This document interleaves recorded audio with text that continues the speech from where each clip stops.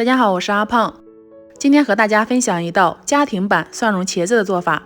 茄子好吃，注意以下3点，我们做的蒜蓉茄子会更好吃、更入味。买茄子时，尤其是这种长条形的茄子，要根据自家锅的大小来买，不要买太长了，不然茄子就放不下了。下面先把茄梗去掉，再把茄托去掉，茄蒂要留住。摆放茄子时，茄子不会乱动。然后把茄子一分2半，放到鱼盘中。接下来我们要水开上锅，这样茄子比冷水上锅熟得快，就可以减少茄子营养的流失。开大火蒸8分钟就可以了。趁着这个时间，我们把2头大蒜处理下。大蒜是茄子的灵魂伴侣，千万不要少掉哦。先把容易硌牙齿的蒜尾去了，然后把它放到拉蒜器中，再搭配5根小米辣，如果不能吃太辣就少放些。把小米辣放进来，盖上盖子，一起拉成沫。大蒜不要拉得太碎，吃的时候才会更香哦。拉好后倒入碗中，向里面加入1勺白芝麻。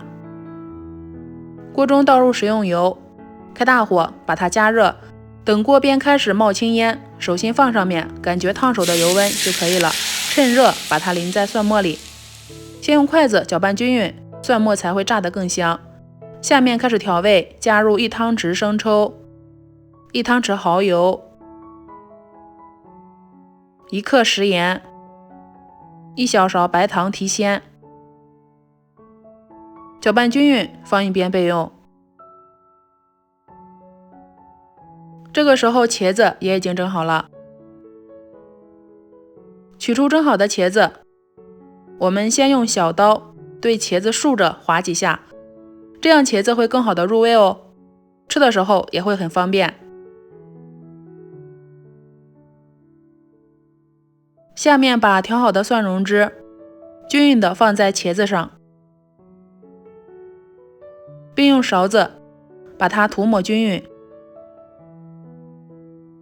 然后再次放入开水锅中，继续开大火，这次蒸3分钟。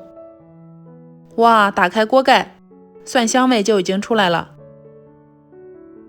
接着在每一块茄子上各淋上半勺蒸鱼豉油，再撒点葱花提香增色。最后一道程序，再次淋入烧滚的热油，就大功告成啦。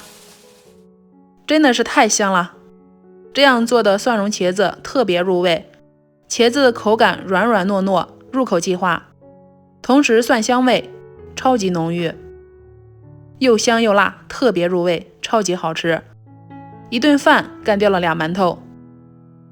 这样做的蒜蓉茄子家人们太爱吃了，如果喜欢你也试试吧。喜欢的话可以先收藏起来。